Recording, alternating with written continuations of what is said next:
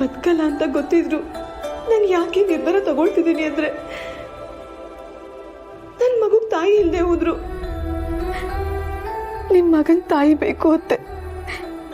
ನೀವ್ ಆರೋಗ್ಯವಾಗಿದ್ದು ನಿಮ್ ಮಗನ್ ಕೈ ಸೇರಿ. ಸ್ನೇಹ,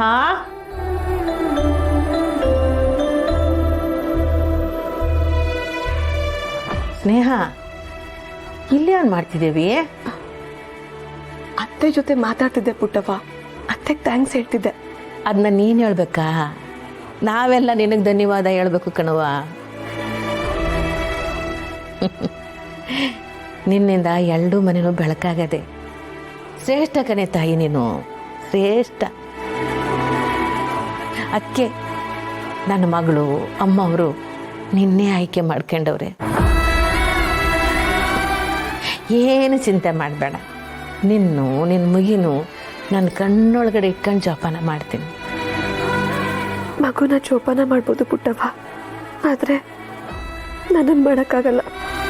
ನಿನ್ನ ಕೂಸು ಭೂಮಿ ಕಾಲಿಡೋದು ಅಂದರೆ ಇಡೀ ಊರಿಗೆ ಒಂದು ಹೆಮ್ಮೆ. ಮನೆಯಲ್ಲೂ ದೀಪ ಹಚ್ಚಿ ಸಂಭ್ರಮಿಸ್ತಾರೆ ಕಣವಿ. ಅಮ್ಮವ್ರು ಬರೋದು ಅಂದರೆ ಏನು ಸುಮ್ಕೆನಾ? ಹಾಂ, ಆ ಸಂಭ್ರಮ ನೋಡಿರೆ ನೀನೇ ಬೆಚ್ಚಿ ಬಿದ್ದುಬಿಡ್ತೀಯ. ನೀವೆಲ್ಲ ಸಂಭ್ರಮ ಪಡೋದಿನ ನೋಡೋದಕ್ಕೆ ನಾನೇ ಇರಲ್ಲ. ಏನು ಯೋಚನೆ ಮಾಡ್ತಿದ್ಯ ಮಗ? ಓ, ಆಗ್ಲೇ ಸಂಭ್ರಮದ ಕನಸು ಕಾಣ್ತಿದ್ಯೋ? ನಿಮ್ ಬಾಯಲ್ಲಿ ಇದನ್ನೆಲ್ಲ ಕೇಳ್ತಿದ್ರೆ ನಾನು ನೋಡಿದಷ್ಟೇ ಸಂತೋಷ ಆಗ್ತಿದೆ ಪುಟ್ಟವ್ವ. ಅಯ್ಯೋ, ಇನ್ನು ಕೆಲವೇ ತಿಂಗಳು ಕಣವ, ಕಾದ್ ನೋಡು, ನೀನೇ ಕಣ್ಣಾರೆ ನೋಡಿವಂತೆ. ನೋಡೋದಕ್ಕೆ ನಾನೇ ಇರಲ್ವಲ್ಲ. ಏನವಿ? ಅಂದ್ರೆ ನಾನು ಬಾಣಂತಿ ಆಗಿರ್ತೀನಲ್ಲ, ನಾನು ಆಚೆ ಎಲ್ಲ ಬಂದು ನೋಡೋಕ್ಕಾಗವಲ್ಲ ಅಂತ ಹೇಳಿದೆ. ನಿನ್ನ ಗಂಡ ಏನು ಕಮ್ಮಿನೇ? ಇಡೀ ಕೋಣೆನ ತಗೊಂಡೋಗಿ ಆಚೆಕ್ಬಿಡ್ತಾನೆ.